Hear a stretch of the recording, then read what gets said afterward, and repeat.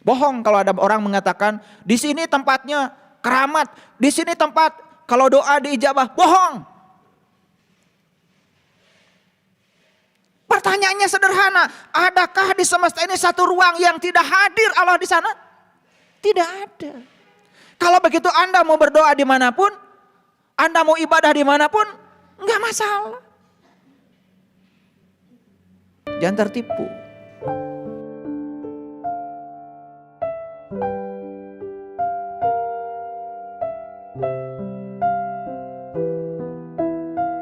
Makanya ada ilmu namanya ilmu ma'rifat. Nah, ilmu ma'rifat dari kata dasar arafa. Jadi ilmu ma'rifat itu sering diterjemahkan sebagai ilmu mengenal.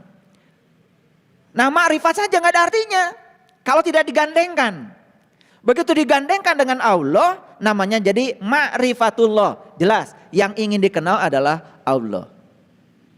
Jadi sebenarnya kata ma'rifat itu nggak punya arti apa-apa kalau belum digandengkan dengan objeknya. Begitu orang mengatakan ma'rifatullah, yang mau dikenal adalah Allah. Ma'rifatul Rasul, yang mau dikenal adalah Rasul. Ma'rifatul alam, yang mau dikenal adalah alam. Ma'rifatul nas, yang mau dikenal adalah diri. Tergantung kita mau memakrifati atau mengarafi, ya, atau mengenali apa. Tergantung. Nah, makanya banyak orang yang salah paham. Begitu mengatakan ma'rifat, oh itu namanya ilmu mengenal Tuhan. Tidak, kalau belum digandengkan dengan objeknya. Kalau sudah digandengkan dengan objeknya jadi ma'rifatullah, berarti ilmu mengenal Tuhan. Jadi kata dasarnya sebetulnya adalah arafa. Arafa itu artinya adalah mengenal. Nah, kata arafa ini yang paling dasar saya temukan di sebuah diskusi. Jadi ada sebuah diskusi yang berbunyi seperti ini. Jadi hadis qudsi itu hadis yang langsung dari Allah. Tetapi diturunkan kepada para suci, para rasul. Nah, itu bukan dari mulutnya para rasul, langsung dari Allah. Maka nilainya hadis qudsi itu mendekati nilainya ayat-ayat Al-Quran atau ayat-ayat kitab suci. Sehingga kalau berbicara hadis qudsi biasanya secara hukum memiliki kekuatan yang lebih dari sekedar hadis yang biasa. Nah, dalam sebuah hadis qudsi Allah berfirman. Nah, ini kalau hadis qudsi itu Allah berfirman. Tapi kalau hadis biasa Rasulullah bersabda. Beda ya. Hadis qudsi itu Allah berfirman. Nah, dalam sebuah hadis qudsi Allah berfirman. Firmannya seperti ini.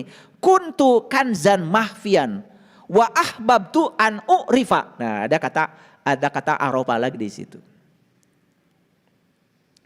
Kuntu kanzan mahfian wa ahbabtu an u'rifa fa khalaqtu khalqan.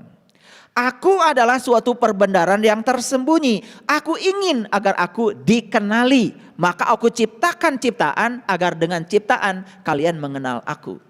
Jadi sebetulnya Allah Subhanahu wa taala menciptakan alam semesta ini cuma satu tujuan, karena beliau ingin dikenal. Nah, kata ingin dalam bahasa hadis qudsi digunakan wa ahbabtu. Ahbab itu artinya cinta sebetulnya. Cinta itu rindu sebetulnya. Jadi kalau diterjemahkan lebih dasar lagi, Allah menciptakan alam semesta ini karena rindu untuk dikenal. Rindu untuk dikenal, bukan sekedar ingin. Rindu. Nah, beda rindu dengan ingin. Karena kata yang dipakai adalah wa ahbabtu.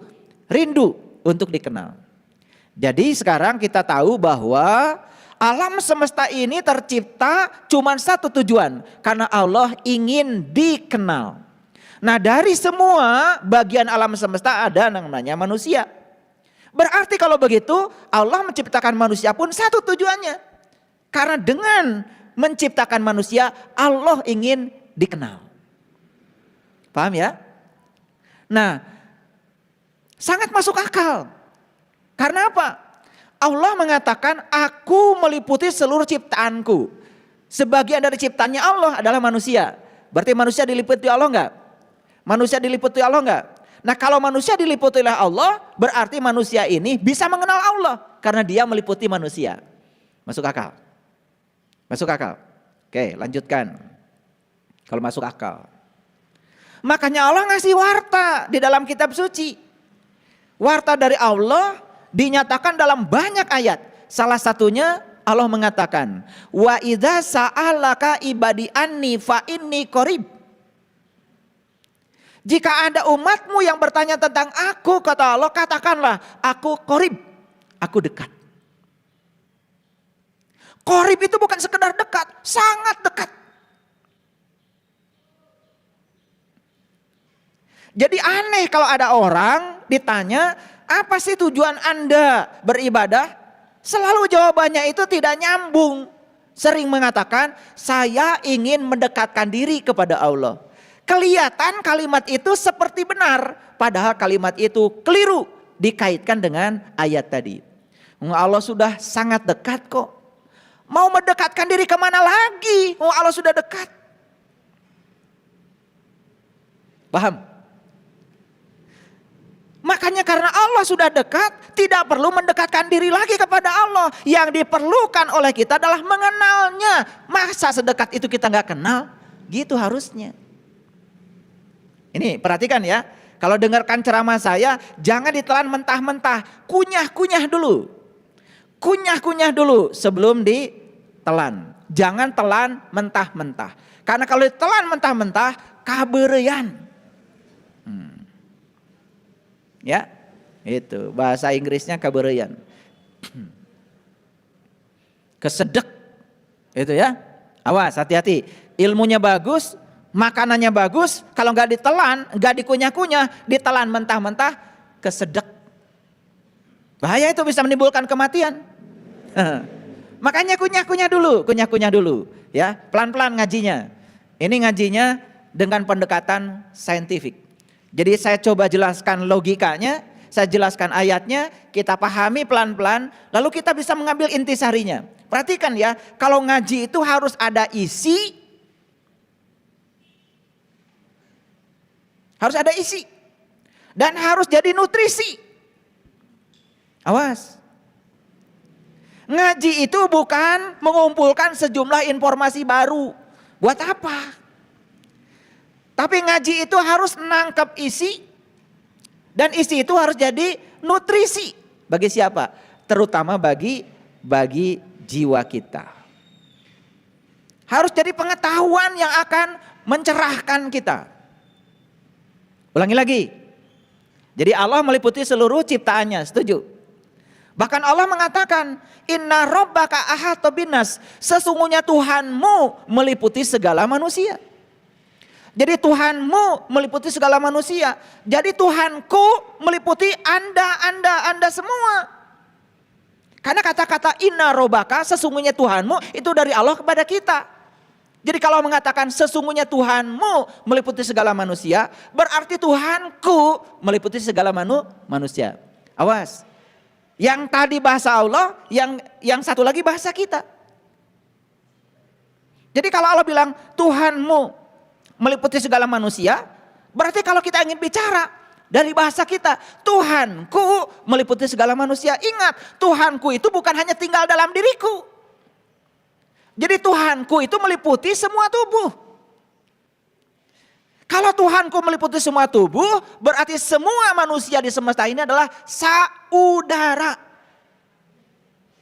Awas, ngomongnya harus benar. Saudara berarti satu udara. Paham? Gitu aja nggak ngerti kadang-kadang. Kita ini saudara, bicaranya salah. Kita ini saudara. Kalau saudara berarti kita ini adalah satu tubuh. Kalau kita satu tubuh berarti kita ini harus tepa salira. Berarti kita ini harus bisa merasa sebelum terasa. Karena satu tubuh. Kalau kita sadar kita satu tubuh, gak mungkin saling menyakiti. Jadi kalau kita ini sadar bahwa kita satu tubuh, yang ada itu cuma satu. Ingin saling tolong menolong. Apa yang manusia lakukan di semesta ini? Bukan saling tolong menolong, malah saling tolong menyolong. Betul nggak? Nah, kapan manusia itu saling tolong menyolong? Apabila kesadaran bahwa kita satu tubuh hilang. Yang namanya saudara itu hanya dikaitkan dengan urusan darah. Ini adikku, ini kakakku, ini bapakku, ini ibuku, ini nenekku, kakekku, ini anakku, ini cucuku, hanya sekitar itu saja. Itu sudah keluar dari kata saudara. Kalau saudara, kita ini satu atmosfer. Saudara berarti kita ini satu bangsa, namanya bangsa dunia. Satu tanah air, namanya tanah air bumi. Satu bahasa, namanya bahasa cinta.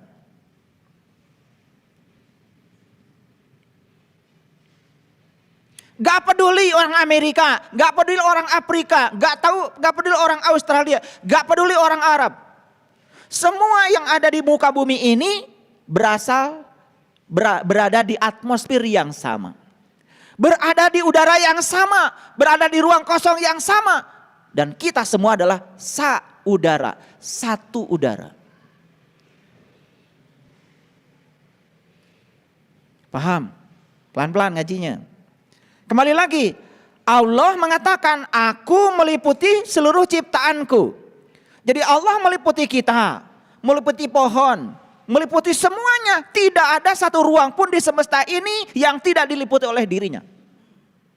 Bohong kalau ada orang mengatakan di sini tempatnya keramat, di sini tempat kalau doa diijabah. Bohong. Pertanyaannya sederhana, adakah di semesta ini satu ruang yang tidak hadir Allah di sana? Tidak ada. Kalau begitu Anda mau berdoa dimanapun, Anda mau ibadah dimanapun, enggak masalah. Jangan tertipu.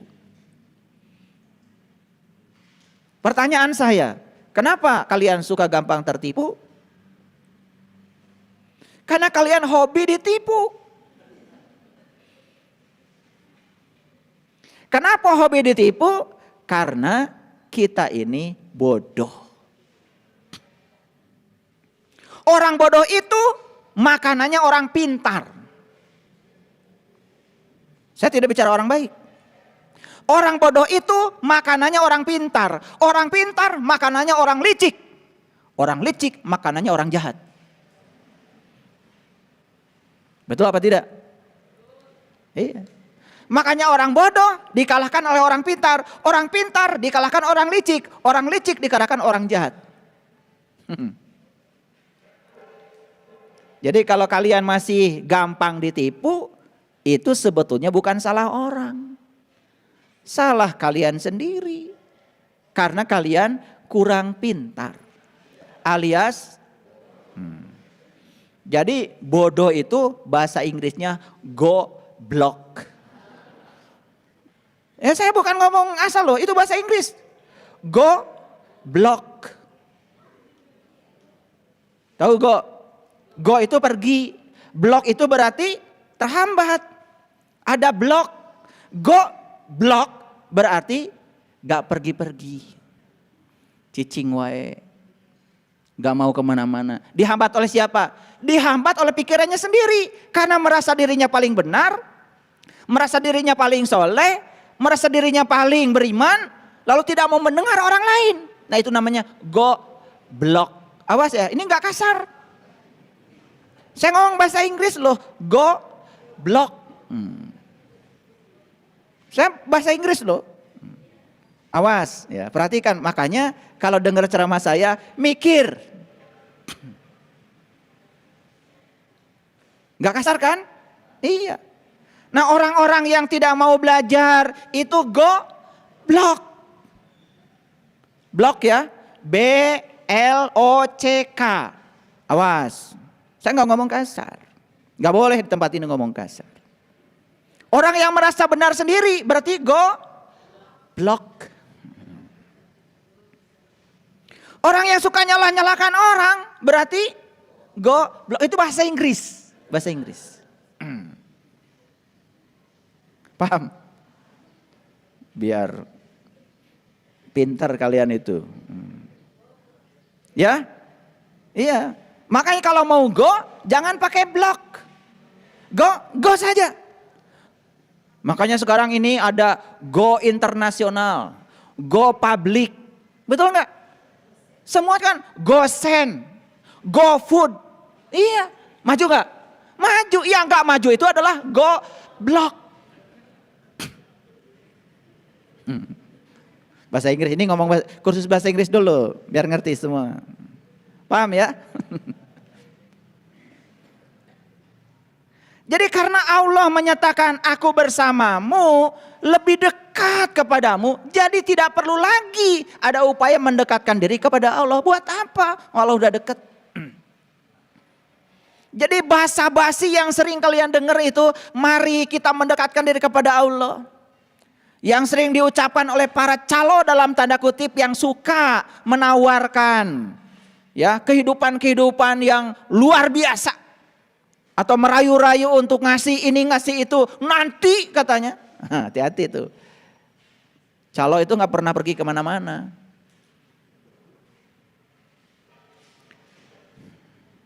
Calo yang di Cicahem belum tentu tahu Garut.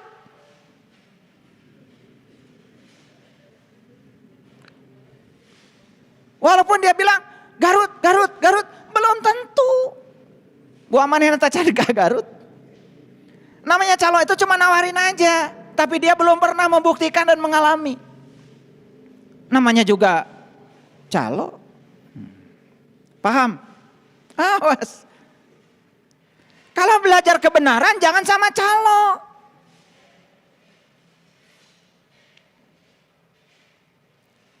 Menawarkan sesuatu pada orang lain yang dia sendiri belum membuktikan, calo. Menjanjikan sesuatu pada orang lain yang dia sendiri tidak bisa membuktikan janjinya, calo.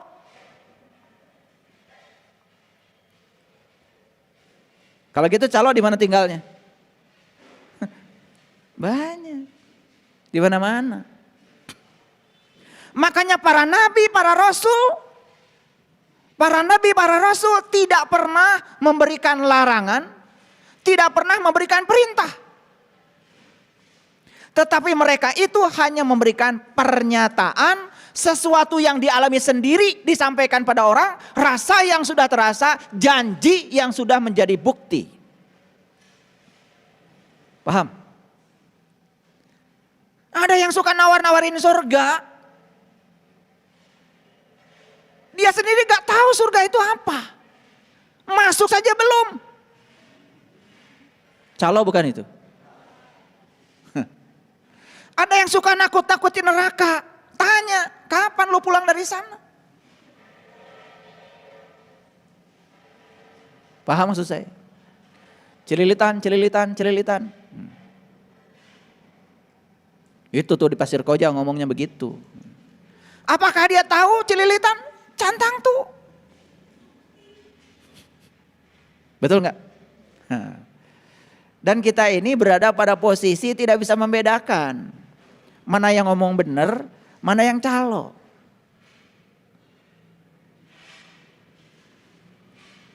Bahkan kita tidak pernah menuntut bukti.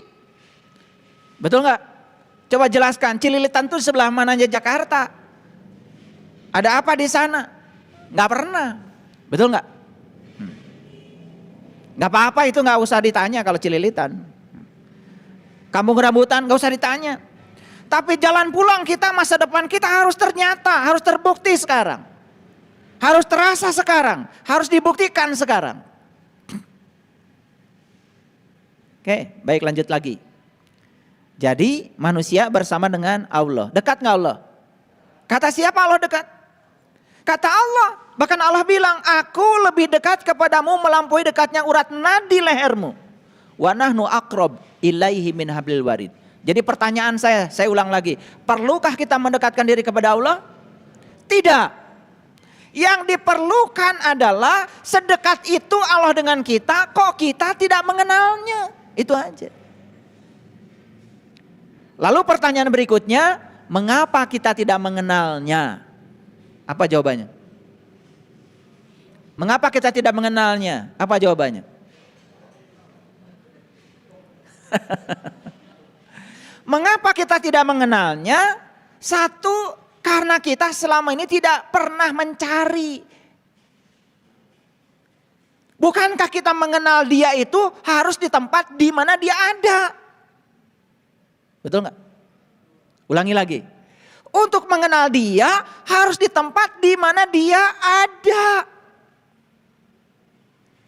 Masuk akal penjelasan saya? Nah, Allah itu ada bersamamu, lebih dekat kepadamu daripada urat nadi lehermu. Itu alamat dari Allah, berarti untuk mengenalnya harus di tempat di mana Dia ada. Ada di mana Dia? Ada bersamamu. Kalau begitu pertanyaan selanjutnya, padang Arafah tadi tempat luas, tempat terang untuk mengenal Allah di luar apa di dalam? Terjawab sekarang? Terjawab, berarti di dalam dirimu. Oleh karena itu mencarinya tidak usah keluar dari dirimu sendiri. Berarti kamu harus melakukan perjalanan ke dalam dirimu sendiri. Itu sebabnya jangan heran kalau secara syariat puncaknya haji adalah Arafah. Ngapain di Arafah? Di Arafah itu wukuf. Apa artinya wukuf? Wukuf itu adalah istirahat, berdiam diri. Diamnya apa? Itu pertanyaannya. Diamnya apa? Diamnya tubuh? Diamnya tubuh. Kalau pikiran kita masih jadi pengendali, kita belum istirahat. Karena sumber utama penderitaan manusia itu adalah pikiran. Pertanyaan saya sekarang, pintar apa tidak kalian bisa menjawab? Lihat semuanya ke sini, lihat semuanya ke sini. Saya punya pikiran enggak? Punya. Pikiran itu softwarenya otak. Otak itu hardwarenya. Pikiran itu adalah softwarenya. Program aplikasi yang diinstal ke dalam otak, itu namanya pikiran. Nah, pikiran ini bekerja atas dasar apa? Karena pikiran ini punya pintu, namanya pintu pikiran. Bisa lihat gak pintu pikiran di sini?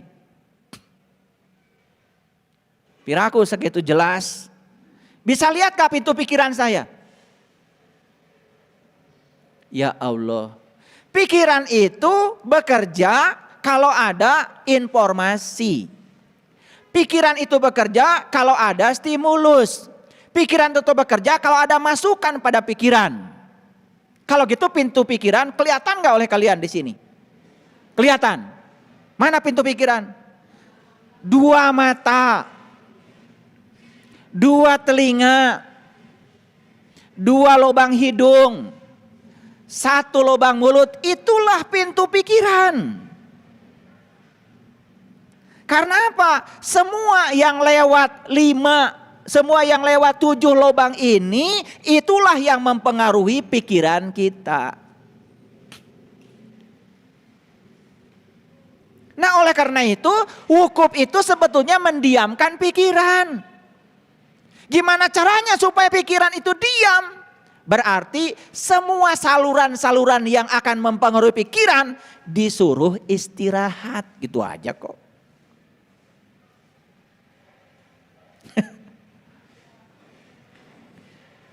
Ini teh ngerti enggak? Ya kalau ngerti dilanjutkan. Pikiran ini akan sibuk ketika ada masukan. Coba, masa perlu dibuktikan? Begitu melihat sesuatu, langsung kan pikiran tuh sibuk. Betul nggak? Lihat sepatu baru, bagus, hayang. Betul nggak? Iya. Lihat orang pakai baju yang bagus, hayang. Lihat orang piknik, ya karena di share ada foto cenah ieu teh babaturan urang keur di Bali, hayang. Betul nggak? Kan informasi masuknya dari situ. Ditambah lagi dari sini. Ditambah dari sini. Betul nggak? Lagi ngaji kayak gini. Tiba-tiba pelangsang teh ya. Goreng pedaha. Goreng jengkol. Betul nggak? Sudah kebayang yang lain-lainnya. Ya. Di situ ada nasi timbal. Di situ ada sambal tarasi. Betul nggak? Iya. Langsung pikiran itu bekerja. Yang gitu saja kita itu kadang-kadang gak pernah bisa mikir. Jadi wukuf itu di mana? Di padang Arafah, di padang pengenalan. Mengenal siapa? Terserah yang mau kalian kenal apa. Kalau yang mau dikenal adalah Allah, ya padang Arafahnya berarti di sini. Karena Allah sudah bilang, aku bersamamu, lebih dekat kepadamu daripada urat nadi lehermu. Jadi kalau kita ingin wukuf yang sebenarnya, datanglah ke sini melakukan perjalanan ke dalam. Maka wukuf artinya diam. Diamnya apa? Bukan diamnya badan. Yang paling utama adalah diamnya pikiran. Kapan pikiran akan diam? Ketika semua sumber-sumber yang membuat pikiran ini terus-menerus bekerja, alirannya dihentikan. Saat itulah terjadi namanya wukuf. Nah, ketika pikiran itu sudah berhenti dan istirahat, itu namanya semedi. Pada saat semedi seperti itu, maka kesadaran murni dalam diri akan muncul. Apa kesadaran murni itu? Kesadaran murni itu adalah sang kebenaran sejati. Ada kata-kata bagus yang belum mungkin kalian pahami. Kalau saya mengatakan begini, kalau ada masalah, serahkan seluruhnya pada Sang Pencipta. Ngerti nggak? Ngerti apa tidak? Manggut-manggut. Ngerti apa tidak? Kalau sudah ngerti saya tanya lagi, siapa Sang Pencipta itu? Siapa? Siapa? Tuh kan can ngerti. Makanya jangan dulu manggut-manggut. Kalau ada masalah, serahkan kepada Sang Pencipta. Pencipta apa? Pencipta masalah. Siapa pencipta masalah? Pikiran. Nukie wecan ngerti. Gimana ini ngaji selama ini? Lihat saya semuanya. Kalau ada masalah, serahkan kepada Sang Pencipta. Pencipta apa? Pencipta masalah. Ayo, lihat saya semuanya. Apa sih masalahnya, Bu? Masalahnya saya sakit hati. Kenapa? Karena dia menghina saya. Oke, kita urai. Kenapa ibu sakit hati dihina orang? Karena ibu punya keinginan orang itu memuji ibu. Ketika dia tidak memujinya, ibu nyeri hati. Ari kahayang batur jika kitu teh tisaha. Tisaha. Ti pikiran sorangan, siapa pencipta masalahnya? Ya pikiranmu. Makanya kalau punya masalah, serahkan masalah pada pencipta masalah. Itulah Sang Pencipta. Paham? Gimana cara menyerahkannya? Diselidiki, ya di mana masalah teh? Ternyata sakit hati saya bukan salah orang. Tapi saya menginginkan orang memuji saya. Ketika orang tidak melakukan itu, maka saya sakit hati. Jadi sumber masalahnya bukan orang. Sumber masalahnya adalah pikiranmu. Pikiranmu lah yang telah menciptakan masalah. Begitu dikembalikan ke situ, bebas. Gening nu salah teh, uing. Beres gak masalah? Ini ngaji hanya untuk orang cerdas. Sekali lagi, ini bukan untuk orang pintar. Karena orang pintar mah bisa dibobodo kene sama orang licik. Orang licik juga masih bisa dibobodo kene ku orang jahat. Betul gak? Orang cerdas mah moal bisa dibobodo. Ari pintar di mana? Pintar mati sekolah, disebutnya intelektual. Ari cerdas di mana? Cerdas itu dari kesadaran spiritual. Jadi jangan dikira loh, yang sekolah sudah mencapai tingkat akademik yang paling tinggi itu cerdas, belum tentu. Secara intelektual mungkin saja dia punya banyak pengetahuan, tetapi dari sisi kesadaran boleh diuji. Makanya banyak yang sekolahnya tinggi, tetapi dalam prak-prakan kehidupan mah telulus. Sekolah tinggi tapi tetap mencuri, namanya korupsi. Kenapa orang korupsi? Karena dia merasa kekurangan. Kenapa merasa kekurangan? Karena dia serakah. Kenapa serakah? Karena tidak merasa berkecukupan. Kenapa tidak merasa berkecukupan? Karena dia goblok. Awas ya, ini enggak kasar. Bahasa Inggris ya. Awas, saya tidak ngomong bahasa lain. Bahasa Inggris. Paham? Awas ya, jangan salah tangkap. Jadi kalau ada orang yang dengan ceramah saya sakit hati, ya jelas dia goblok. Bahasa Inggris lagi. Kalau yang dinamis, go public, go internasional, go terbuka, nggak akan sakit hati. Karena tidak ada blok dalam dirinya. Nah, blok itu sering disebut blocking. Makanya ada namanya mental blocking. Nah, mental blocking itu artinya ketika dinasihati dia selalu menolak. Kenapa? Karena dia punya blocking dalam dirinya. Kalau main poli, ada orang nyemes di blok, halus eta mah. Ame balik deui bolana. Tapi kalau dinasehati di blok, kamu akan kehilangan kesempatan untuk menjadi orang yang sadar. Banyak kak yang dinasehati cari-cari pembenaran? Banyak kak? Baik kalau gitu, di mana padang Arafah? Di tempat di mana Allah menunjukkan dirinya. Allah sudah ngasih alamat tadi. Oke, oleh karena itu mari kita buka. Mohon dihidupkan dulu infokusnya. Lihat dulu semuanya ke sini. Semuanya supaya sadar. Karena judul ceramahnya adalah menyadari padang Arafah dalam diri. Sama sekali saya tidak bicara padang Arafah yang di luar diri. Bukan urusan saya. Oke, baik kita lihat ayat ini. Semuanya lihat Quran surat Al-Baqarah ayat 198. Mungkin para sahabat pernah dengar saya menjelaskan ayat ini. Tetapi di situasi yang berbeda, di kesadaran saya yang berbeda. Oleh karena itu jangan kecil hati. Kalau saya membahas ayat di hari yang berbeda, itu pasti saya membahas ayat di kesadaran saya yang berbeda. Oleh karena itu pasti akan ada yang berbeda. Ya, lihat sekarang. Saya akan bacakan perlahan. Saya akan terjemahkan dalam bahasa yang kalian mengerti. Karena apa? Ini yang saya bacakan tuh surat. Surat itu harus dibaca dan dimengerti isi suratnya. Bukan sekedar dibaca. Kalau kalian dapat surat cuma dibaca saja, gak ngerti isi suratnya. Setelah dapat surat, kalian tidak ada perubahan apa-apa. Paham? Buang-buang waktu saja. Lihat sini semuanya ya. Laisa alaikum. Sering diartikan ya. Laisa alaikum junahun antabtagu. Sering diartikan ya, tidak ada dosa bagimu untuk mencari karunia, dalam tanda kurung rezeki hasil perniagaan. Itu tanda kurung. Gak ada di sini urusan rezeki hasil perniagaan.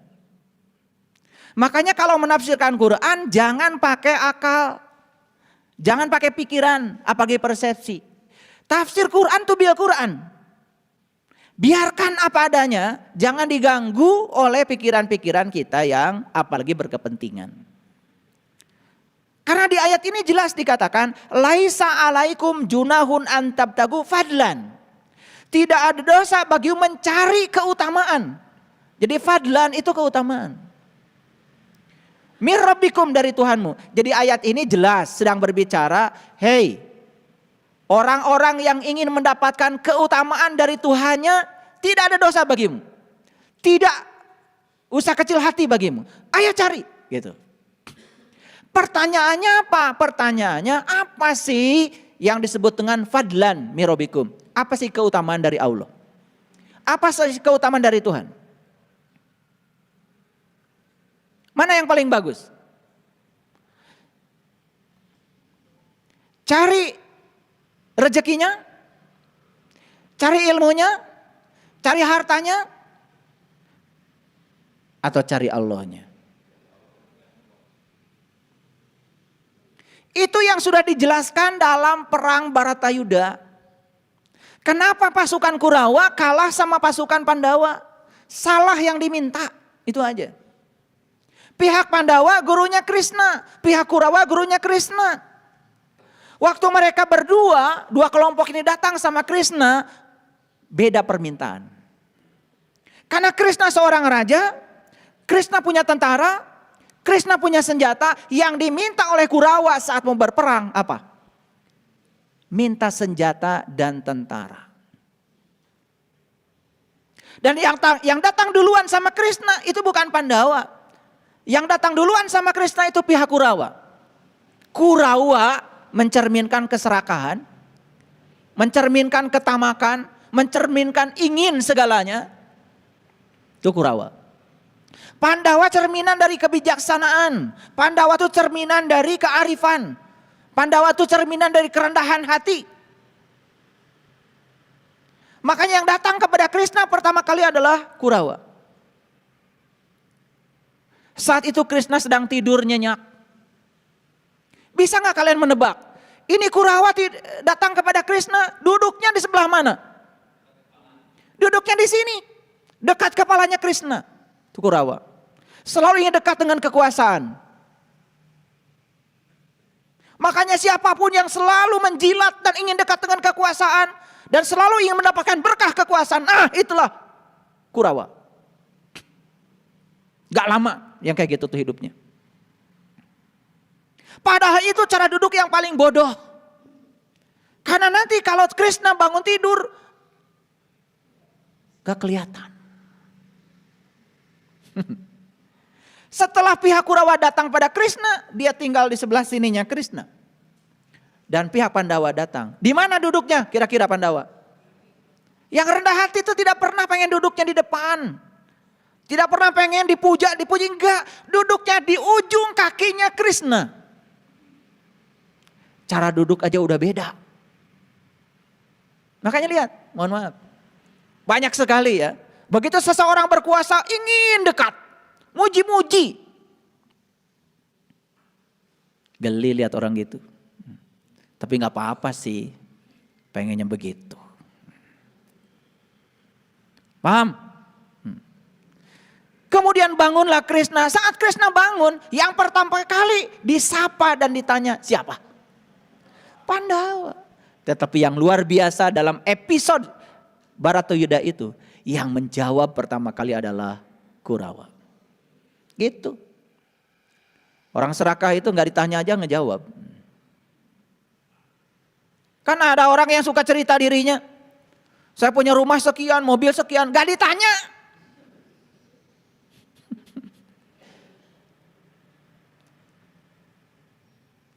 Makanya tidak perlu menjelaskan.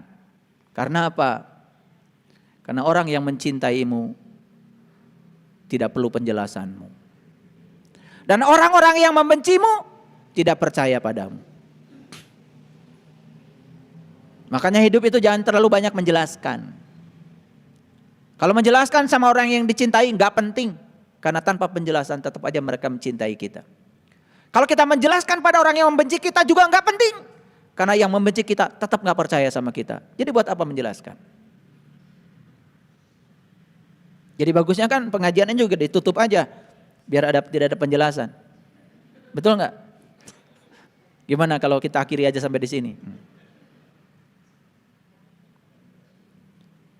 Baik. Begitu Krishna bangun, yang pertama kali disapa adalah Pandawa. Tetapi yang jawab Kurawa. Di situ juga sudah kelihatan. Jadi episode Baratayuda itu sebetulnya bukan cerita. Bukan cerita nyata di masa lalu. Itu adalah bagaimana seorang sastrawan hebat itu menceritakan potret kehidupan manusia. Dari zaman ke zaman manusia gitu dan gitu saja. Kurawa dan Pandawa. Kurawa dan Pandawa itu tidak ada di luar diri kita. Kurawa dan Pandawa semuanya menyatu dalam diri kita. Makanya kalian kadang-kadang jadi Kurawa. Kadang-kadang jadi Pandawa. Banyakan mana, seringan mana? Ya udah pasti. Gak usah ditanya sebetulnya. Jadi perang Baratayuda yang sebenarnya itu adalah di padang Kuruksetra. Padang Kuruksetra itu jasmani kita di sini. Di sini. Itu yang menyebabkan kenapa kita terhambat untuk bisa menyadari keberadaan padang Arafah dalam diri. Kenapa terlambat? Kenapa terlambat wukuf? Kenapa? Karena kita masih berperang, belum selesai dengan diri kita sendiri. Pandawa dan Kurawa masih seperti itu. Lalu saat itu juga kemudian ditanya, apa kepentinganmu menemui aku? Kata Krishna. Yang pertama kali menjawab dan presentasi adalah Kurawa. Tuan Guru yang mulia, kedatangan kami di sini, kami mau meminjam seluruh tentaramu dan seluruh senjata yang kau miliki. Oh, keserakahan. Karena dia berpikir kalau tentaranya Krishna diambil semua sama Kurawa, senjata Krishna diambil sama Kurawa, dia akan menang perang. Itulah kebodohan. Karena dia berpikir di level materi. Pihak Pandawa berpikir sudah di level energi. Setelah selesai dan Krishna mengatakan silahkan seluruh tentaraku milik Kurawa. Seluruh senjata yang ada di gudang yang dijaga tentaraku miliknya Kurawa. Yang terakhir Krishna berbicara kepada Pandawa. Apa kata Krishna? Seluruh senjata dan tentara sudah diambil oleh kakakmu. Dan satu-satunya yang tertinggal adalah aku. Apa kata Pandawa? Justru itu yang aku butuhkan. Cukuplah Tuan Guru menjadi sais. Pintar? Pintar apa tidak? Pintar. Kalau Krishna di pihak Pandawa, jadi saisnya Pandawa, naik kereta kerajaan. Apa mungkin tentaranya Krishna nembakin Krishna? Ini namanya cerdas. Kalian tuh makanya cerdas dikit deh. Makanya banyak yang sering minta konsultasi sama saya, konsultasi ini itu. Saya bilang, oke, saya mau jadi sais kamu. Tapi mau gak kamu ngikutin saya? Sam'an wa ta'an. Mau gak ngikutin pola pikir saya? Tapi karena pola pikir saya akan melampaui pola pikir kamu. Out of the box. Beda dari pikiran. Kalau yes, ayo. Kalau enggak, jangan. Karena berbahaya kalau saya jadi saismu. Ya sudah. Terjadilah perang Baratayuda. Apa yang terjadi? Siapa yang menang? Pandawa. Karena Pandawa itu tidak butuh tentaranya, tidak butuh senjatanya. Yang dibutuhkan oleh Pandawa adalah Krishnanya. Seperti itulah banyak sekali manusia kepada Tuhan. Minta rezekinya, minta ilmunya, minta rahmatnya, minta berkahnya, minta ini, itu. Banyak sekali doanya. Tetapi tidak ada yang minta Allahnya. Padahal kalau minta Allahnya, semua yang dimilikinya ada padanya. Itulah doanya para rasul, para nabi. Hasbi Allah, hasbi Allah, hasbi Allah. Cukuplah Allah bagiku, cukuplah Allah bagiku. Maaf. Berapa sering kalian minta ini itunya dari Allah. Tetapi kalian tidak pernah minta Allahnya. Padahal yang dicontohkan oleh para nabi, para rasul. Cukuplah. Cukuplah Allah. Cukuplah Allah. Coba doamu disingkat saja. Hasbi Allah.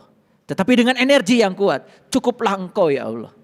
Cukuplah engkau bagiku. Hasbi Allah. Hasbi Allah. Dipanjangkan sedikit. Hasbunallah wa ni'mal wakil. Ni'mal maula wa ni'man nasir. Itu pelajaran yang sangat luar biasa. Dari episode Baratayuda. Dari episodenya Al-Quran. Makanya di sini, di ayat ini saya akan cerita itu. Laisa alaikum junahun abtagtagu fadlam mirabikum. Tidak ada dosa bagimu mencari keutamaan dari Tuhanmu. Keutamaan yang paling besar dari Allah adalah Allah itu sendiri. Paham sekarang? Paham? Lihat ayat selanjutnya, lebih keren lagi. Faiza afadtum min Arafah. Kalau kamu ingin mendapatkan keutamaan dariku, kata Allah, ayo kita jumpaan. Ayo kita ketemuan. Dan Allah sudah menentukan di mana kita bertemu, di padang Arafah.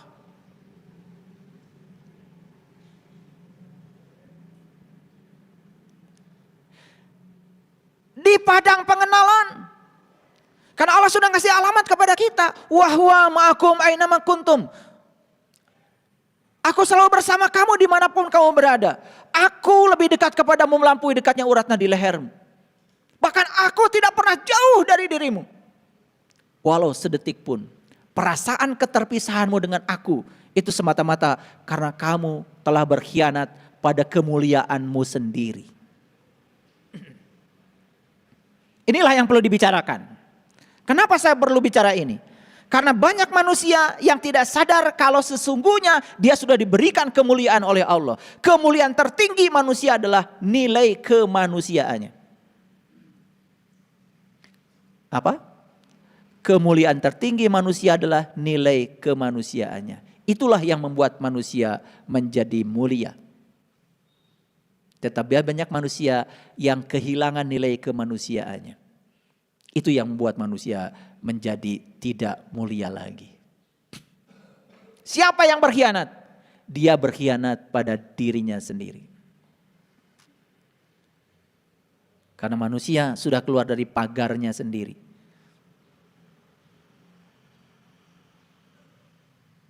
Itu.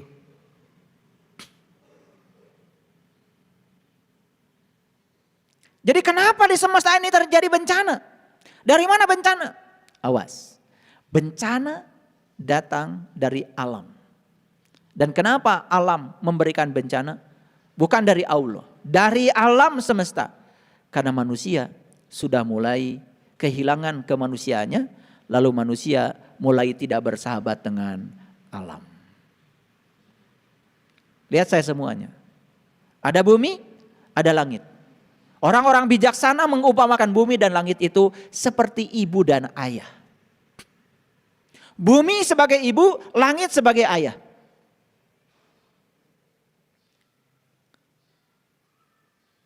Pertanyaannya, bukankah kita harus bakti dan berbudi kepada ibu dan ayah?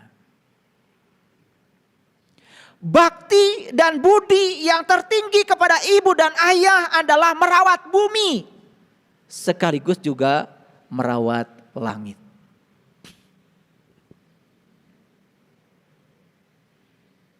Apa yang terjadi sekarang dengan manusia? Ibunya ditelantarkan. Ayahnya tidak dihiraukan. Begitu kita sudah tidak peduli lagi pada bumi tempat kita tinggal. Dan langit yang meliputi bumi kita tempat kita tinggal. Berarti kita sudah berkhianat kepada ayah dan ibu yang melahirkan kita sendiri. Bencana akan datang. Makanya ada yang namanya virus.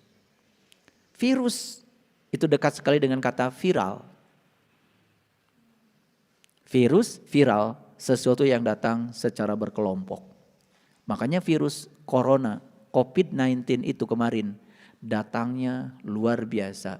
Tidak ada satu negara pun di dunia yang tidak terkena oleh serombongan virus. Karena datangnya viral. Kenapa virus datangnya viral? Karena manusia sudah melupakan jati dirinya sendiri sebagai manusia. Karena manusia sudah kehilangan aspek kemanusiaannya. Coba perhatikan, mohon maaf. Jangankan beda negara. Satu negara saja tidak akur. Jangankan beda negara. Satu agama saja gak akur.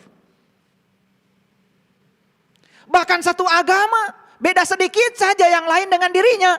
Mulai saling mencemooh. Yang satu bilang ini sesat. Yang ini merasa dirinya paling benar. Karena dia kehilangan jati dirinya sebagai manusia. Yaitu aspek kemanusiaannya. Maka dia kehilangan penglihatan untuk melihat bahwa semua adalah saudara.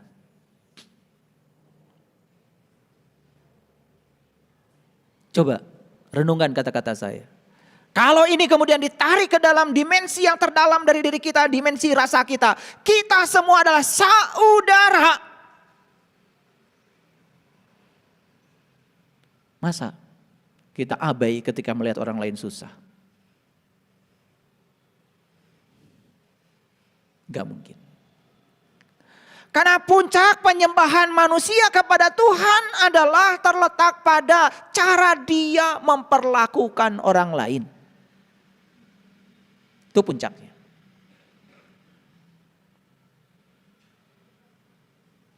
Oleh karena itu dalam bahasa yang sederhana sering disebut dengan tolong menolong. Jadi tolong menolong hanya bisa dilakukan oleh manusia yang masih memiliki sifat kemanusiaannya. Dan tolong menyolong akan dilakukan oleh manusia-manusia yang menganggap dirinya manusia, padahal dia sudah kehilangan aspek kemanusiaannya. Apa ciri manusia yang sudah kehilangan aspek kemanusiaannya? Cirinya dia hanya mementingkan hidupnya untuk diri sendiri. Banyak yang gitu? Banyak. Mengeksploitasi alam semesta. Semua kandungan-kandungan dan kekayaan alam digali sesuka hatinya. Gak peduli orang celaka, gak peduli orang seperti apa.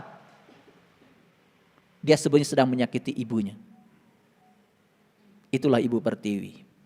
Wajar kalau Ibu Pertiwi kemudian menangis, sedih.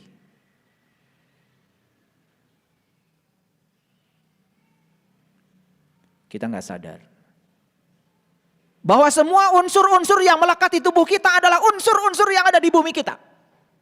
Setuju?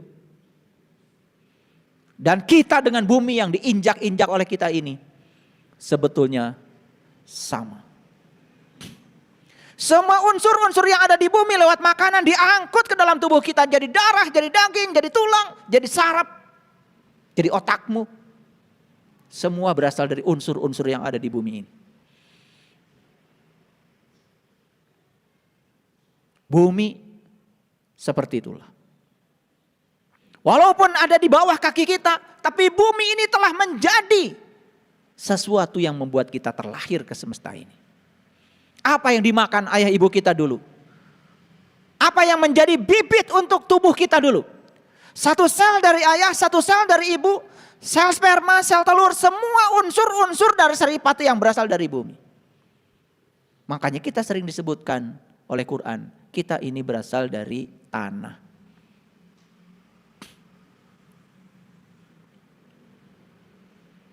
Jadi heran ya, kalau kita menyakiti bumi, itu sama dengan menyakiti ibu kita yang telah melahirkan kita.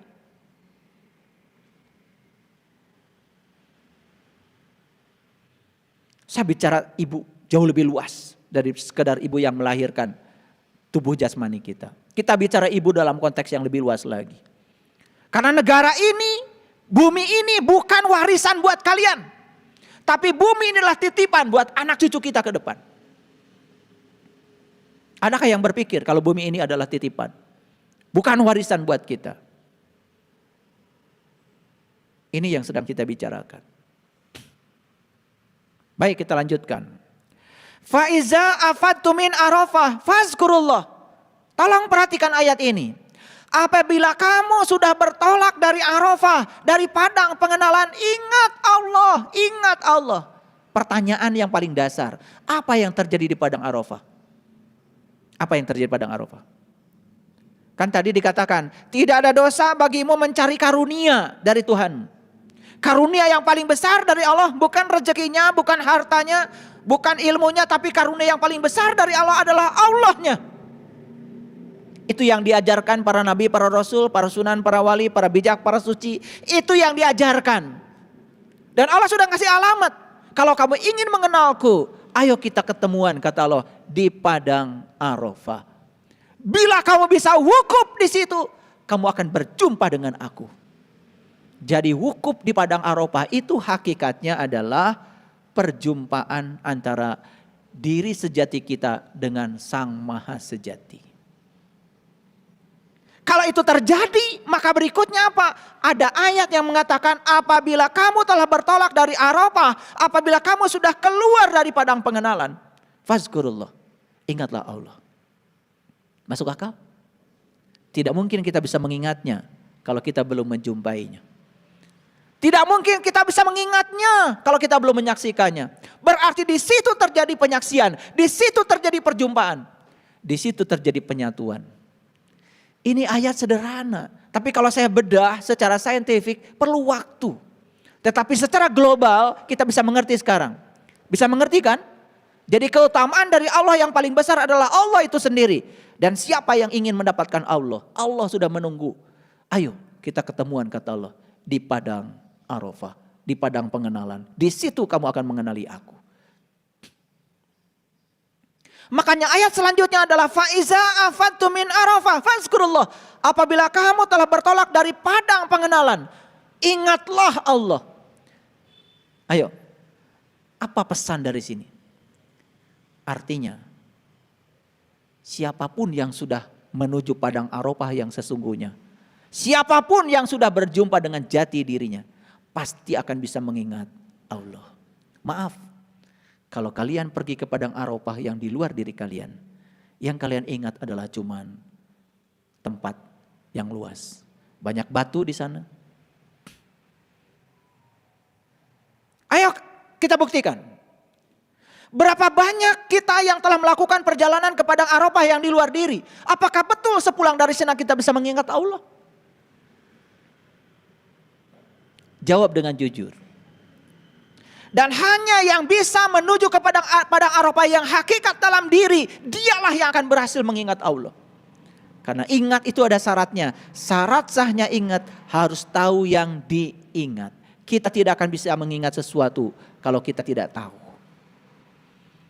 Jadi perjumpaan di padang Arafah itu harusnya mengantarkan kita untuk bisa mengenali siapa jati diri kita yang sebenarnya. Pertanyaan selanjutnya, di mana kita mengingatnya? Ayo kita lanjutkan. Indal Masy'aril Haram. Inilah yang saya sebut tadi, tafsir Quran bil Quran. Apa sih yang disebut dengan Masy'aril Haram? Kalau diartikan secara etimologi pusing kita. Tetapi kalau diartikan secara gramatikal kita bisa menangkapnya. Ayo lihat saya semuanya. Tidak ada dosa bagimu mencari karunia yang paling utama dari Tuhan. Fadlan, keutamaan Tuhan. Apa keutamaan dari Allah? Allah itu sendiri.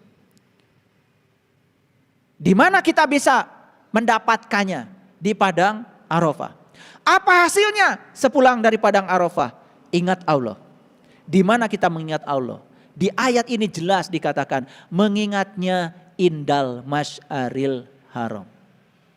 Kalau begitu apa Masy'aril Haram? Kita harus buka ayat lain karena di sini tidak ada penjelasannya. Di ayat lain Allah mengatakan seperti ini. Ayo lihat saya semuanya dan jangan mengantuk karena ini bagian yang paling penting. Silakan lihat ayat ini semuanya. Allazina amanu. Ulangi, allazina amanu dan orang-orang yang beriman. Ini yang diceritakan orang beriman. Bukan orang yang mengaku beriman. Bukan orang yang sok-sok beriman. Yang beriman. Iman sekali lagi bukan percaya. Iman adalah tasdikun bil qalbi. Iman adalah pembenaran oleh kalbu. Dan Allah mengatakan dalam sebuah hadis kursi. Langit dan bumi tidak akan cukup menampung zatku. Tapi kalbunya orang yang tenang, yang lembut. Itu dikatakan di hadis qudsi itu. Itulah rumahku. Jadi rumah Allah yang sebenarnya itu adalah qalbunya orang yang beriman, yang tenang dan lembut. Yang kasar, yang keras qalbunya gak akan bisa jadi rumahnya Tuhan. Karena ada syaratnya, yang tenang dan yang lembut. Itu dalam hadis qudsi. Perhatikan saya. Allazina amanu dan orang-orang yang beriman wa tatmainu qulubuhum bi zikrillah. Ayo. Dan orang-orang yang beriman itu tentramlah kolbunya dengan mengingat Allah. Jadi tempat mengingat Allah itu apa? Kolbu. Jadi Masy'aril Haram yang dimaksud di ayat tadi itu apa? Kolbu. Masuk akal? Kan tadi dikatakan, apabila kamu sudah bertolak dari padang pengenalan, ingatlah Allah di Masy'aril Haram. Fazkurullah indal Masy'aril Haram. Kalau gitu apa Masy'aril Haram? Masy'aril Haram itu adalah alat untuk mengingat. Kalau gitu Masyaril Haram itu adalah nama lain dari kolbu. Jadi Masyaril Haram yang sebenarnya adalah kolbu, bukan nama masjid.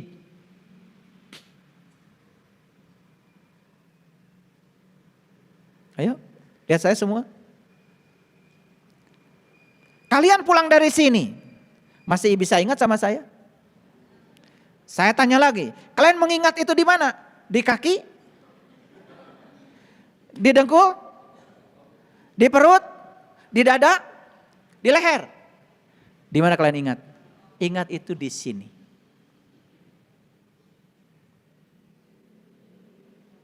Ini fakta, bukan hoax. Kalian ujian, ditanya sama guru, sebutkan 5 sila Pancasila. Sebentar, diingat-ingat dulu. Gak ada, nginget-inget ke sini, paling juga ke sini kan. Kalau siswa sedang ujian, yang digaruk-garuk kepala. Gak ada, lupa apa guru? Gak ada. Apalagi lu ke sini, lupa. Makanya ada kata-kata bijak, siapapun yang di dalam kehidupannya sibuk dengan urusan mulut dan perut, maka tidak akan pernah bisa memasuki diri sejati. Siapapun yang dalam kehidupannya cuman sibuk urusan mulut dan perut, gak akan pernah bisa mengenal jati dirinya. Silakan. Karena orang yang sibuk dengan perut dan mulut, habis waktunya hanya untuk menanamkan ketidaksadaran diri. Karena makanan yang berlebihan itu salah satu penyebab manusia kehilangan kesadarannya. Silakan kalian makan berlebihan. Combro dimakan, lontong dimakan, gehu dimakan, cireng dimakan, apalagi pisang goreng dimakan. Nu ieu karesep abdi, nu ieu karesep uing, kabeh we karesep maneh. Ya sudah, begitu selesai makan, duduk sebentar, langsung mulapes. Tunduh itu artinya kehilangan kesadaran. Dan sudah terbukti kalau makanan itu adalah penyebab utama manusia kehilangan kesadaran. Makanya siapapun yang sibuk di dunia ini cuma urusan mulut dan perut, jangan berpikir tentang surga.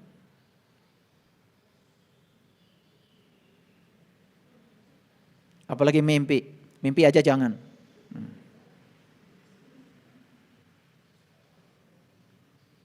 Ini saya ngomong harus kenceng bagian sini. Karena kita tuh gak sadar-sadar. Kalau enak tuh cuma 10 cm. Tiap lihat makanan rek jam sabaraha. Itu boleh didahar wae. Waktu. Allazina amanu wa tatmainu qulubuhum bizikrillah. Dan orang yang beriman, tentramlah kolbunya dengan mengingat Allah. Jadi alat untuk mengingat Allah itu apa? Kolbu. Kolbu yang mana? Kolbu yang sudah tasdikun, yang sudah membenarkan. Kolbu yang sudah tahu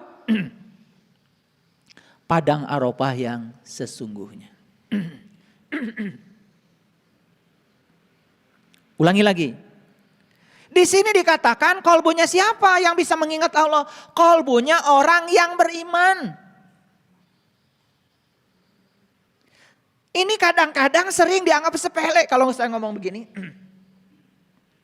Asal ngomong iman, udah percaya, walaupun belum menyaksikan, sudah dianggap dirinya orang beriman. Ini penyakit kulit namanya. Sudah dikaji minggu yang lalu. Allazina amanu wa tatmainu qulubuhum bizikrillah. Dan orang yang beriman, tentramlah kolbunya dengan mengingat Allah. Jadi kolbu kita tuh akan tentram. Satu kalau sudah beriman, yang kedua kalau selalu mengingat Allah. Dan tidak mungkin bisa mengingat Allah kalau tidak beriman. Berarti iman itu apa artinya? Iman itu tahu Allah. Gitu kan sederhananya. Kalau nggak tahu kan tidak bisa mengingat. Di ayat ini ada penegasan, ala bizikrillahi tatmainul qulub. Ingat kata Allah, hanya dengan mengingat Allah kolbumu akan tentram. Sekarang saya tanya, siapa di ruangan ini yang tidak ingin memiliki kolbunya tentram? Siapa? Semua menginginkannya bukan? Semua kalian menginginkan kolbunya tentram. Kalau kolbunya tentram, semua kehidupan akan tentram. Kolbunya gelisah, tidak tentram, semua kehidupan kalian berantakan. Dan satu-satunya cara untuk tentram kolbu, kata Allah, ala bizikrillahi tatmainul qulub. Hanya dengan mengingat Allah. Berarti kita wajib berkunjung ke padang Arafah yang hakikat. Wajib kita melaksanakan wukuf. Wajib kita melaksanakan istirahat. Istirahatnya siapa? Istirahatnya pikiran. Itu namanya semedi. Makanya ada 3 ajaran penting. 1 berdana, yang kedua bersila, yang ketiga semedi. Maaf ya. Orang yang pelit tidak berdana, maka sulit untuk menjalankan sila. Orang yang sulit menjalankan sila pasti tidak akan bisa semedi. Ini dianggap main-main ini. Kadang-kadang gak apa-apa. Yang penting saya kan baik sama orang, pelit juga gak apa-apa. Padahal berdana ini kunci utama. Berdana, bersila, bersemedi. Dan tidak bisa rangkaian ini diputus. Maaf ya. Siapa yang memiliki kemelekatan yang begitu kuat sama yang dia miliki hanya untuk kesenangan pribadi, tidak ingin bahagia, tidak akan mencapai semedi yang sesungguhnya. Kadang-kadang saya juga tidak mengerti ya. Bagaimana ya cara mengobati orang-orang pelit itu? Masih berkutat ya dengan dirinya sendiri. Orang lain susahnya kayak apapun gak peduli. Tetapi ingin spiritualnya berkesadaran tinggi. Kesadaran spiritual yang tinggi itu harus dimulai dengan berdana. Berdana, bersila, semedi.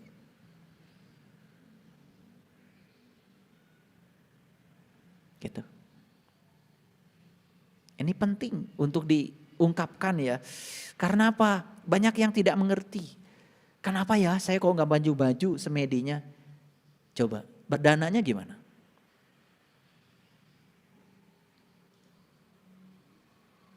Itu kuncinya. Kalau kamu masih hitung-hitungan dalam segala hal, sampai ruwet. Jangan berpikir semedi. Lampaui dulu itu. Berdana, bersila, semedi. Ini diulang-ulang ya supaya ngerti ya. Biar nanti yang lain juga dengar. Jadi sekarang kita dapat satu kesimpulan besar ya. Kalau ingin tentram kolbunya apa? Mengingat Allah. Bagaimana caranya supaya bisa mengingat Allah? Kamu wajib hukumnya wukuf di padang pengenalan. Saya terjemahkan ya supaya ngerti semuanya. Nah kita balik lagi ke Quran surat Al-Baqarah 198. Ayo lihat saya semuanya. Tidak ada dosa bagimu mencari keutamaan dari Tuhanmu. Keutamaan dari Tuhan adalah Tuhan itu sendiri. Sudah terbukti Pandawa menang karena minta Krishnanya. Betul? Bukan minta senjatanya, bukan minta tentaranya. Makanya siapapun yang kepada Allah minta merengek-rengek, minta ini, itu, ini, tapi tidak mau minta Allahnya. Kurawa.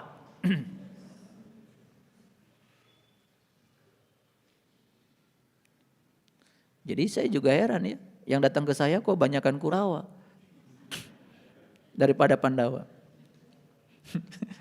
Yang ketawanya paling kencang. Faiza apatu min Arafah fazkurullah indal mas'alil haram. Sekarang sudah ketemu jawabannya? Apabila kamu telah bertolak dari padang Arafah, ingatlah Allah di Mas'aril Haram. Ketemu sekarang Mas'aril Haram apa? Qalbu. Karena sudah dijelaskan di Quran surat Ar-Ra'd ayat 28 tadi, alat untuk mengingat Allah namanya qalbu. Jelas ya? Oke. Lalu bagaimana cara mengingatnya? Nah, ada ayat penggalan yang luar biasa nih.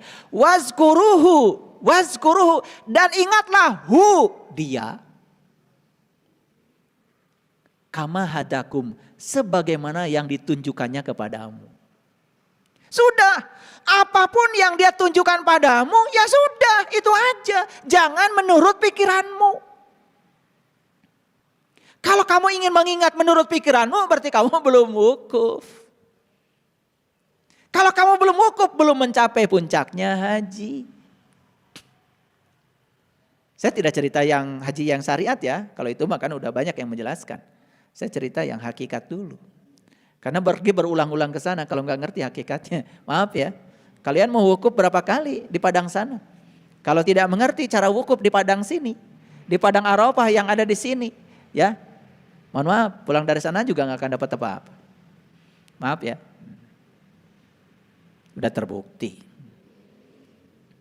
Di ayat ini dikatakan wazkuruhu, ingatlah dia. Kama seperti hadakum yang ditunjukkannya kepadamu.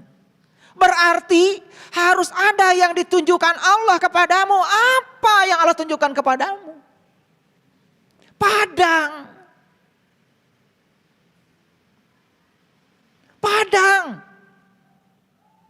Apa padang tadi?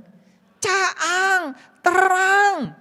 Berarti ada kaitannya dengan cahaya. Bukan cahaya biasa, tapi cahaya di atas cahaya. Itu yang diabadikan di Quran surat An-Nur ayat 35. Nyambung? Ini kuliah mahal nih. Saking mahalnya gak perlu bayar. Mau bayar berapa kalian ngaji kayak model kayak gini? Wazkuruhu kama hadakum wa in kuntum min qablihi sebelum kamu bisa mengingatnya. Sebelum kamu bisa mengenal padang Arafah yang sesungguhnya, sebelum kamu mendapatkan keutamaan dari Tuhanmu, sebelum kamu bisa mengingatnya. Wa in kuntum min qablihi qabla sancana. Saacan maneh bisa ingat yang sebenar-benarnya kepada dia. Laminad dolin, sungguh kamu termasuk orang-orang yang sesat. Jadi menurut ayat ini orang sesat itu bukan orang yang disesatkan oleh manusia karena berbeda. Tapi orang sesat itu adalah orang yang belum bisa mengingat kepada Allah. Jelas sekali di ayat ini. Silakan mau dibantah gimana ayatnya begini. Wa in kuntum min qablihi laminad dolin. Sebelum kamu bisa itu, sungguh kamu termasuk orang-orang yang sesat. Jadi orang sesat itu menurut Quran jelas orang yang belum bisa mengingat Allah. Makanya orang yang sesat biasanya kalau jalan-jalan selalu tersesat. Sholat bukan mencapai tujuan, tersesat. Tersesat di mana? Ada yang tersesat di dapur. Allahu Akbar.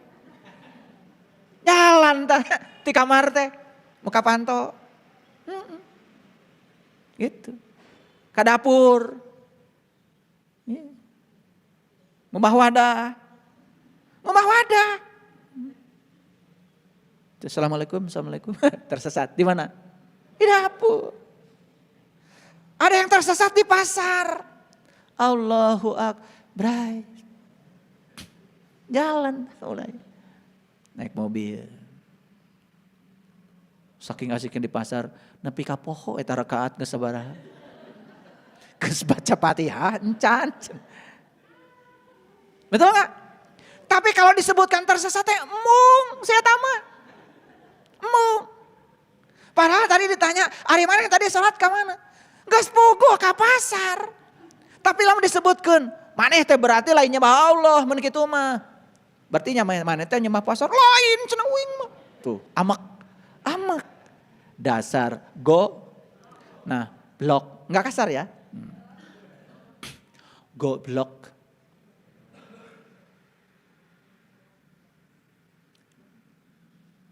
Ada hambatan dalam dirinya untuk jujur. Ada blok, ada blocking. Karena apa? Merasa diri paling benar. Dasar pang bener. Karawas ya ngawas teh. Kene cenah. Nyeri hate. Kajen. Nah makanya di ayat lain Allah mengatakan, nih ya, di ayat lain Allah mengatakan. Perhatikan ayat selanjutnya, ayat 199.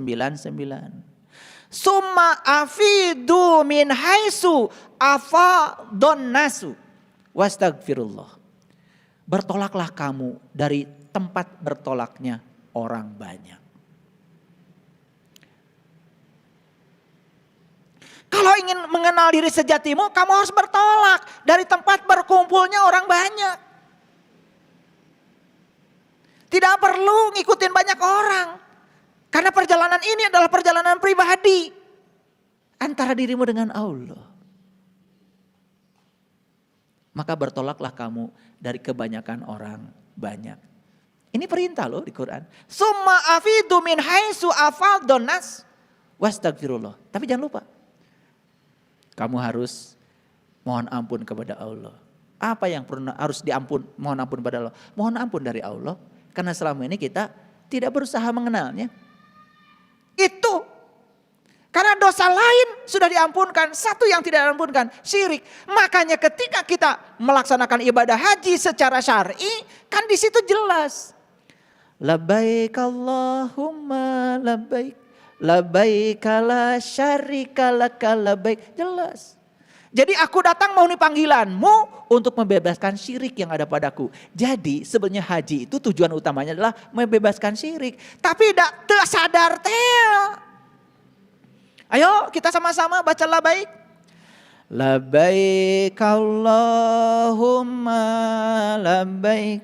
Labbaik la syarika laka labbaik. Udah jelas.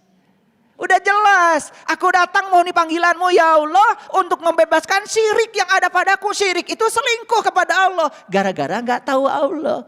Karena masih tersesat. Jelas banget kok. Pernah baca itu? Pernah. Tapi karena gak sadar, orang lain baca aja kayak robot. Persis kayak burung beo. Sakatu naroskeun.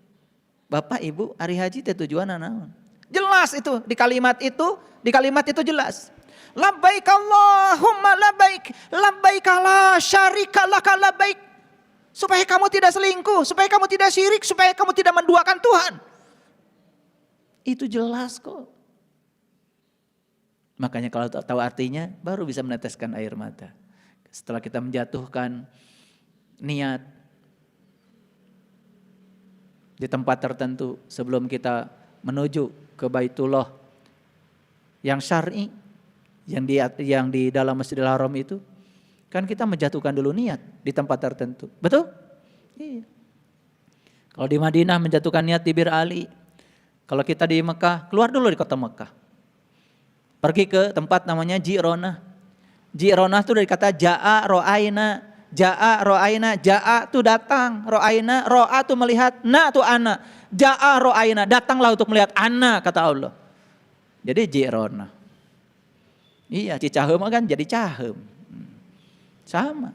Sana ja'a ro'aina jadi Ji'ronah. Gancang nyebutna. Labbaik Allahumma labbaik.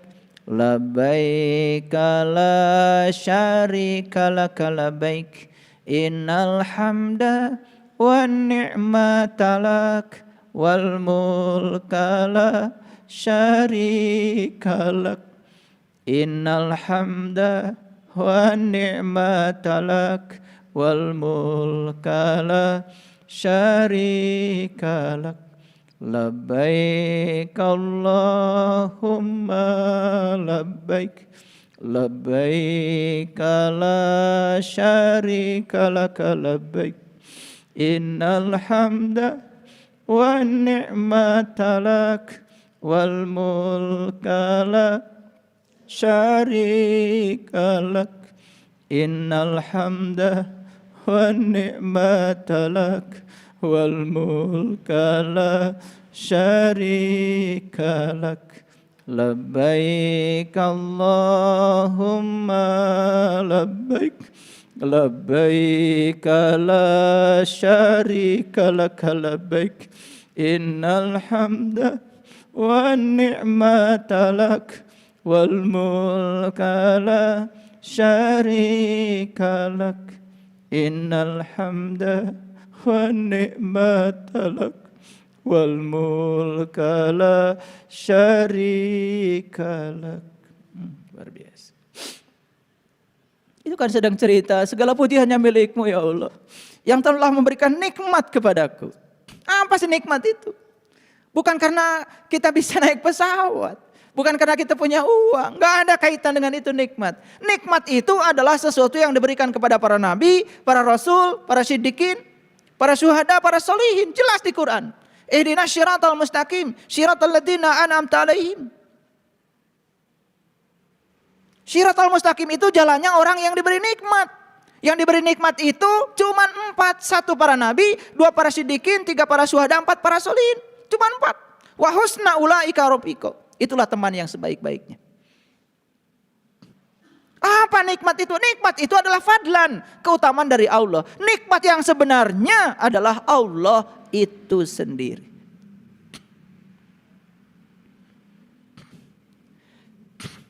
Luar biasa. Kebuka semuanya, rahasianya. Makanya Syiratal Mustaqim oleh orang tua kita diumpamakan seperti rambut dibelah 7. Angka 7 diabadikan ketika haji. 7 kali tawaf. 7 sa'i melempar. 7 kali sa'i. Bolak-balik Safa dan Marwah. 7 batu melempar jumrah. Kok semuanya 7 bukan 8? Luar biasa. Jadi leluhur kita udah luar biasa ya mensimbolkan ini. Cermat sekali. Luar biasa. Para sahabat, bertolaklah kamu dari kebanyakan orang. Dan mohon ampunlah kepada Allah. Sesungguhnya Allah Maha Pengampun lagi Maha Penyayang. Lalu di ayat yang ke-200 Allah mengatakan, Fa'idha qadaitu manasikakum. Apabila kamu telah menyelesaikan ibadah hajimu, sudah selesai ibadah hajimu sekarang. Berarti sudah selesai fase Arafah. Sudah wukuf di padang Arafah, sudah bisa mengingat Allah di Masy'aril Haram. Apa fase berikutnya? Fase berikutnya adalah ingatlah Allah sebagaimana kamu mengingat bapakmu.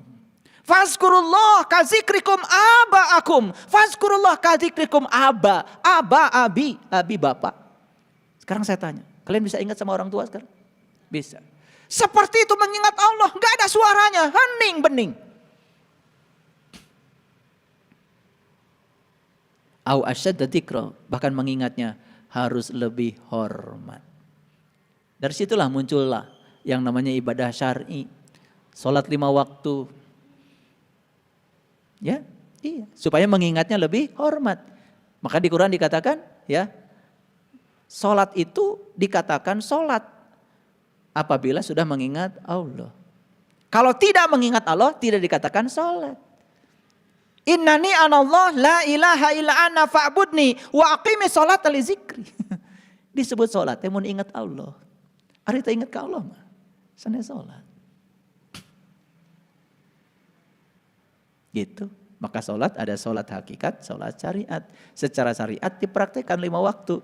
Untuk membedakan ingat kepada orang tua dengan ingat kepada Allah. Di situ bedanya. Karena dikatakan di ayat ini, ya, fazkurullah kadzikrikum aba'akum. Au asyadda dzikra, mengingatnya harus lebih hormat. Gimana nih kuliahnya, bisa dimengerti? Ya, saya membahas ayatnya pendek-pendek aja. 1-2 ayat tapi agak dalam sedikit supaya kita mengambil intisarinya. Kan ada kepuasan kalau kita baca surat, kalau isi suratnya dapat dimengerti. Betul nggak? Kan selama ini kita baca surat nggak pernah dimengerti isinya. Betul nggak? Iya. Iya. Dan berangan-angan dapat pahala. Luar biasa. Itulah togutmu, pahala. Hati-hati. Ibadah karena ingin pahala, itu pahala itu sudah jadi togut. Ibadah karena ingin surga, surga jadi togut. Ibadah karena takut neraka, neraka jadi togut. Apa togut itu? Segala sesuatu yang menjadi pendorong yang bukan Allah. Itulah togut. Makanya setiap kita ibadah karena senderannya adalah togut. Di Quran dikatakan, togut itu kerjanya cuma satu, memindahkan kita dari terang menuju gelap.